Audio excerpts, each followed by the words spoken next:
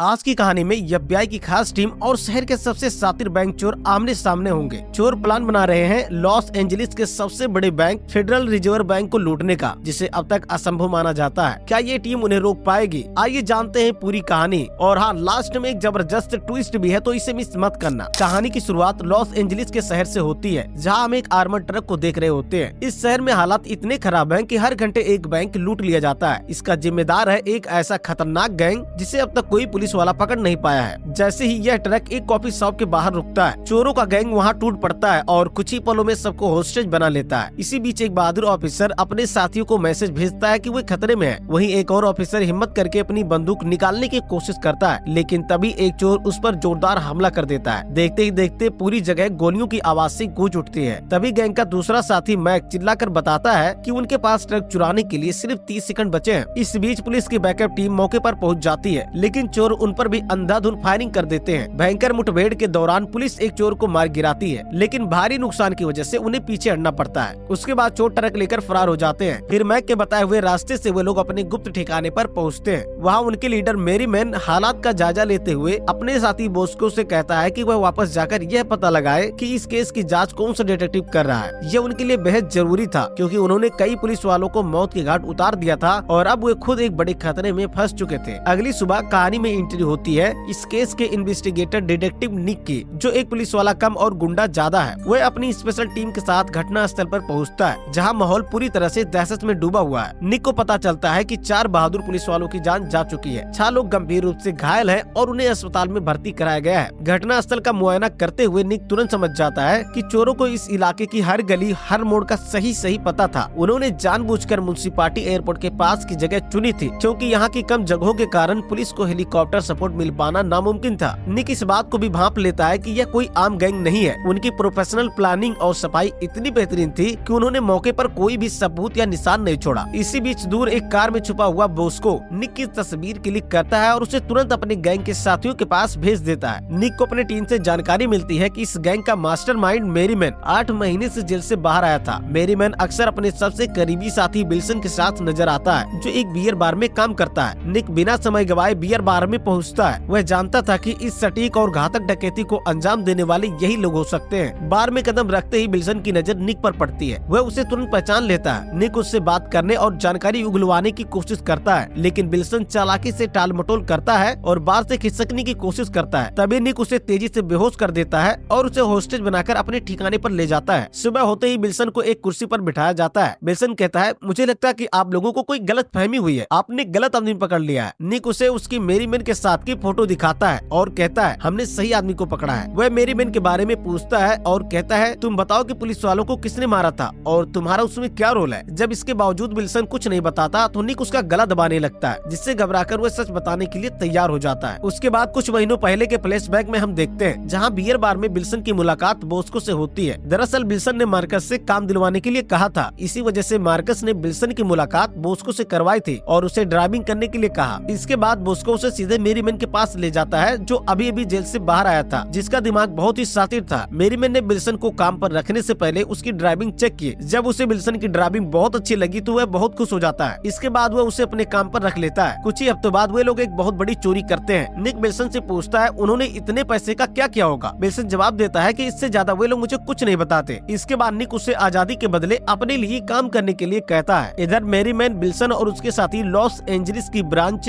Federal reserve bank को दिखाते हैं, जो सभी बैंकों का बाप है। वह बताते हैं कि आज तक यहाँ कभी चोरी नहीं हुई, क्योंकि इसकी सुरक्षा इतनी टाइट है कि आसपास की सड़कों पर भी CCTV कैमरे और साउंड रिकॉर्डर लगे हुए हैं। अगर कोई बिल्डिंग को 2 मिनट तक घूरता है तो भी सुरक्षा टीम अलर्ट हो जाती है। मेरीमैन सबको बताता है कि यहाँ पहले 53 बार चोरी की कोशिश की गई है, लेकिन कोई भी चोर लॉबी तक नहीं पहुँच पाया। इसी वजह से वो लोग यहाँ चोरी करने की योजना बनाना शुरू करते हैं। वह सबको बैंक की सिक्योरिटी के बारे में समझाता है। जैसे ही तुम लॉबी में जाओगे, शहर की सारी पुलिस की नजर तुम पर होगी। बैंक के नीचे फ्लोर पर सेंट्रल सिक्योरिटी है, जिसे फेड का नर्व सिस्टम कहा जाता है। यहाँ पर आर्मर ट्रक आकर पैसे छोड़ते हैं, जिन्हें फेड के कर्मचारी संभालते हैं। हमेशा यहाँ पर 500 से 800 मिलियन डॉलर तक कैश हमेशा रहता है, जो हर तरफ से कैमरे और मोशन डिटेक्टर से घिरा होता है। हर नोट का सीरियल नंबर फेड के डेटा में रिकॉर्ड होता है। अगर एक भी नोट गायब हो जाए तो उन्हें तुरंत पता चल जाता है कि वह नोट कौन सा है। वे उस नोट को फ्लैग कर देते हैं और अगर वह नोट कहीं इस्तेमाल होता है तो उसकी लोकेशन आसानी से ट्रैक कर लेते हैं। जब फेड को बैंक से डिपॉजिट मिलता है तो वे उसे काउंटिंग मशीन में डालते जाते हैं। इस प्रक्रिया में कटे फटे और पुराने नोट अलग कर दिए जाते हैं। उसके बाद फेड उन पुराने नोटों के सीरियल नंबर को अपने सिस्टम से हटा देता है। एक बार जब सीरियल नंबर हटा दिए जाते हैं तो उन नोटों की कीमत करोड़ों की हो जाती है। सिर्फ $100 की काउंटिंग मशीन हर दिन करीब $30 मिलियन के नोट को अनफिट करती है। रोजाना 4 से 5 बजे के बीच हजारों करोड़ों रुपए इन मशीनों में डालकर नष्ट कर दिए जाते हैं। इसके बाद मैनेजमेंट कंपनी इन पुरानी नोटों को कूड़े में डाल देती है। अगर ये नोट मशीन में जाने से पहले हमारे हाथ लग जाए तो हमें $30 मिलियन तक मिल सकते हैं। इस योजना के साथ वे लोग अपना पूरा प्लान तैयार कर लेते हैं। इधर निक उनकी पूरी कुंडली निकालना शुरू करता है, जिससे पता चलता है कि लेबॉक्स बॉक्सिंग में माहिर है और मेरी मैन एक बहुत ही शानदार सैनिक है। मतलब उनकी टीम के सभी लोग एक से बढ़कर एक हैं। ये सभी पहले किसी न किसी बड़े प्लेटफॉर्म पर काम कर चुके हैं, चाहे वह सेना हो या कोई अन्य क्षेत्र। निक अब तक हुई सभी चोरियों का डेटा निकालता है, जिससे यह बात साफ होता है कि जब तक मेरी मैन जेल में बंद था चोरियां इतनी शातिर तरीके से नहीं की गई थी, जिससे इन्हें समझ आता है कि अगर लॉस एंजलिस में बैंक चोरी का खौफ खत्म करना है तो मेरी मैन की टीम को खत्म करना ही होगा। अगली सुबह से मेरी मैन प्लान पर काम करना शुरू कर देता है। वह पता लगाता है कि फेड आर्मर ट्रक किस समय कचरा फेंकने ले जाता है। उसने जो आर्मर ट्रक चुराया था उसे रिपेयर करवा लेता है और अपनी टीम से कहता है कि अगर एक बार हम काउंटिंग रूम में घुस जाए तो हम उनकी ईएमपी सप्लाई उड़ा देंगे, जिससे 30 मिनट तक उनके सारे कैमरे और मोशन डिटेक्टर बंद हो जाएंगे। अगली सुबह वे लोग विल्सन को बिल्डिंग के अंदर पिज्जा डिलीवरी करने के लिए भेजते हैं। हम देखते हैं कि निक भी अपनी टीम के साथ उसे देख रहा था, लेकिन सारी चेकिंग पूरी होने के बाद विल्सन बिना घबराए अंदर चला जाता है। वह एक पिज्जा कस्टमर को देने के बाद दूसरा पार्सल बाथरूम में छिपा देता है। दरअसल यह पार्सल फ्राइडे के लिए था, क्योंकि उन्होंने फ्राइडे को चोरी करने का प्लान बनाया था। इसके बाद विल्सन वहाँ से सीधा बाहर निकल जाता है। निक अपनी टीम के साथ खाना खाने के लिए एक रेस्टोरेंट में जाता है और हम देखते हैं कि मेरी मैन भी अपनी टीम के साथ पहले से वहाँ खाना खा रहा था। निक विल्सन से झूठ बोलकर मिलता है और कहता है कि मैंने तुम्हें जिम में देखा था। वह उन लोगों से ऐसे बात कर रहा था जैसे वह उन लोगों से पहले मिल चुका हो, क्योंकि उसने इन सभी के बारे में अच्छे से पता कर लिया था। इसीलिए मेरी मैन को विल्सन पर शक होता है कि विल्सन एक पुलिस वाला है। वे लोग उसे अपने अड्डे पर ले जाते हैं और उससे पूछते हैं, तुमने हमारे बारे में उसे क्या क्या बताया? विल्सन डर के मारे कहता है, मैं पुलिस वाला नहीं हूँ और मैंने उसे कुछ नहीं बताया। वह पहले से तुम लोगों के बारे में सब कुछ जानता है। उसकी बात मानकर वे उसे नहीं मारते। मेरी मैन पूरे एटीट्यूड में कहता है कि निक को पता होना चाहिए कि हम लोग फ्राइडे को चोरी करने वाले हैं। उसके बाद विल्सन सीधा निक के पास जाता है और उसे बताता है कि चोरी फ्राइडे को होने वाली है और वहाँ से चला जाता है। इधर मेरी मैन ईगलवुड में अपनी टीम के साथ गन प्रैक्टिस कर रहा था। वहाँ पर निक भी पहुंचकर कुछ राउंड फायरिंग करता है। जब मेरी मैन वहाँ से चला जाता है तो निक मेरी मैन के राउंड को देखता है, जिनमें से एक भी निशाना टारगेट से मिस नहीं हुआ था। और आज फ्राइडे है, जिस दिन चोरी होने वाली थी। सभी लोग बहुत ज्यादा तनाव में थे, इसलिए सभी अपने अपने परिवार से मिल रहे थे। मेरी मैन अपनी गैंग के साथ जरूरत का सामान लेकर बैंक लूटने के लिए तैयार हो रहा था। इधर पुलिस भी उन्हें रंगे हाथ पकड़ने और जान से मारने की तैयारी कर चुकी थी। अचानक मेरी मैन अपने प्लान में कुछ बदलाव करता है और पिकरीबा सेविंग बैंक पहुंच जाता है। यहाँ पहले से ही निक अपनी टीम के साथ पहुंच चुका था। मेरी मैन और उसके साथी सीधे बैंक में घुसते हैं और पूरे बैंक को हाईजैक कर लेते हैं। मेरी मैन सभी होस्टेज को पहले ही बता देता है, हम तुम्हें मारने नहीं आए हैं, हमें सिर्फ पैसे चुराने हैं और यहाँ से निकल जाना है, इसलिए तुम लोग शांति बनाए रखो। इसके बाद मेरी मैन बैंक मैनेजर को पकड़कर कहता है, मुझे पता है कि तुमने पहले ही इमरजेंसी अलार्म बजा दिया है। वह उसे FBI के पास फोन करने और बताने के लिए कहता है कि 1 घंटे के अंदर यहाँ $10 मिलियन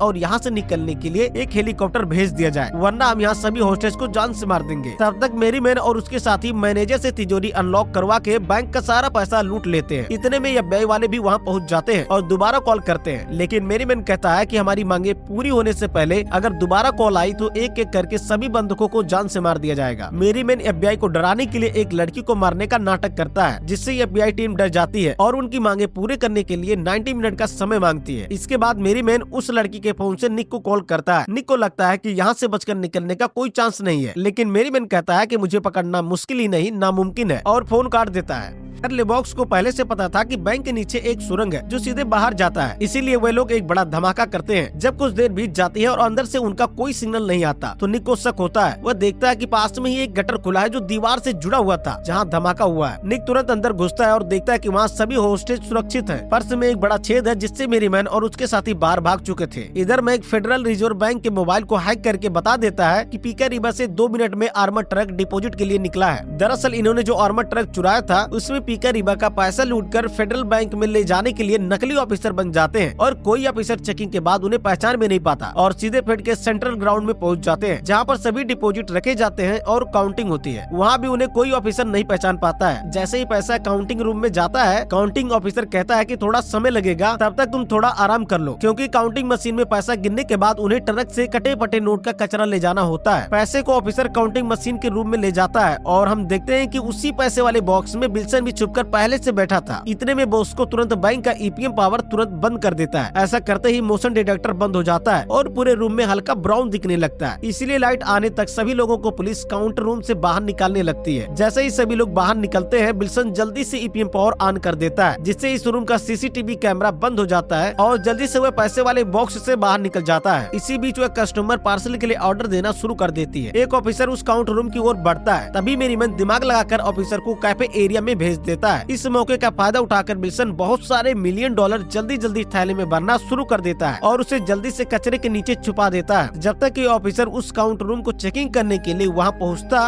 विल्सन होश पावर बेड में छुप जाता है। इसलिए बॉस को ईएमपी पावर चालू कर देता है, जिससे सब ठीक हो जाता है और विल्सन उसी रास्ते से बाथरूम में पहुंच जाता है और उसने जो पार्सल छुपाया था उसे लेकर कैफे एरिया में जाता है और कस्टमर को दे देता है और लॉबी के जरिए बाहर निकलने की कोशिश करता है। लॉबी के ऑफिसर को उसकी एंट्री सिग्नेचर नहीं मिलती है। इससे वह शक करके पूछताछ करता है, लेकिन विल्सन बड़ी सफाई से झूठ बोल देता है कि तुमसे पहले जो ऑफिसर यहाँ था उसके सामने साइन किया था, अब कहाँ चला गया मुझे नहीं पता। ऑफिसर को उस पर कुछ डाउट था, लेकिन फिर भी वह उसे जाने देता है। इधर मेरीमैन उस कचरे और पैसे से भरे डिब्बे को आर्मर ट्रक में लोड करके वहाँ से निकल जाता है। इधर निक भी अपनी टीम के साथ इन्हें ढूंढते हुए फेड बैंक तक पहुँच जाता है, जहाँ पर वह विल्सन को देख लेता है। वे लोग उसे पकड़कर बहुत ज्यादा मारते हैं, जिससे विल्सन को मेरीमैन का सही लोकेशन बताना पड़ता है। उधर मेरीमैन को भी मैक कॉल करके बता देता है कि विल्सन पकड़ा गया है। मेरीमैन जल्दी से पैसों की थैली गाड़ी में लोड करता है और अपने साथियों के साथ वहाँ से निकल जाता है। इधर निक अपनी टीम को मेरीमैन का सही लोकेशन बता देता है और बड़ी चालाकी से मेरीमैन को ट्रैफिक में फंसा देता है, जहाँ से निकलना उनके लिए नामुमकिन हो जाता है, क्योंकि निक अपनी बैकअप टीम के साथ वहाँ पहुँच चुका था। आपके लिए आखिर में बड़ा ट्विस्ट है, इसलिए उसे जरूर देखना। मेरीमैन के पास उनसे लड़ने के अलावा कोई रास्ता नहीं बचता। कुछ ही देर में दोनों तरफ से अंधाधुंध फायरिंग शुरू हो जाती है। मेरीमैन अपनी टीम के साथ भागने की कोशिश करता है। इसी बीच बॉस को मारा जाता है और कुछ दूर भागने के बाद लेबॉक्स भी मारा जाता है। अब मेरीमैन अकेला बचता रहता है और भागता है, लेकिन उसे भी गोली लग जाती है। आखिरकार गोलियां खत्म हो जाने की वजह से वह भी मारा जाता है। उसके बाद निक अपनी गाड़ी में जाकर देखता है तो विल्सन वहाँ से भाग चुका था। वे लोग उनकी गाड़ियों को देखते हैं जिसमें सिर्फ कचरा भरा हुआ था। कहानी में अब सबसे बड़ा ट्विस्ट आता है। निक ये सोचकर पागल हो जाता है कि आखिरकार उन्होंने इस कचरे के लिए इतना बड़ा रिस्क क्यों उठाया। इसके बाद हम लंदन में विल्सन को देखते हैं, जहाँ उसकी पूरी टीम मौजूद है। उसके बाद फ्लैशबैक में खुलासा होता है कि इस पूरे प्लान का असली गेम मास्टर विल्सन था। उसने सारी जानकारी मेरीमैन तक पहुँचाई थी और सारे पैसे को ट्रक के पहिए में छुपा दिया था। अब वह खुद पैसे लेकर लंदन में ऐश कर रहा था और मेरीमैन अपने साथियों के साथ मारा गया और यह दमदार कहानी यहीं पर खत्म हो जाती है। तो आप वीडियो को लाइक करके चैनल को सब्सक्राइब कर लेना। फिर मिलते हैं एक और दमदार कहानी के साथ, तब तक के लिए बाय बाय।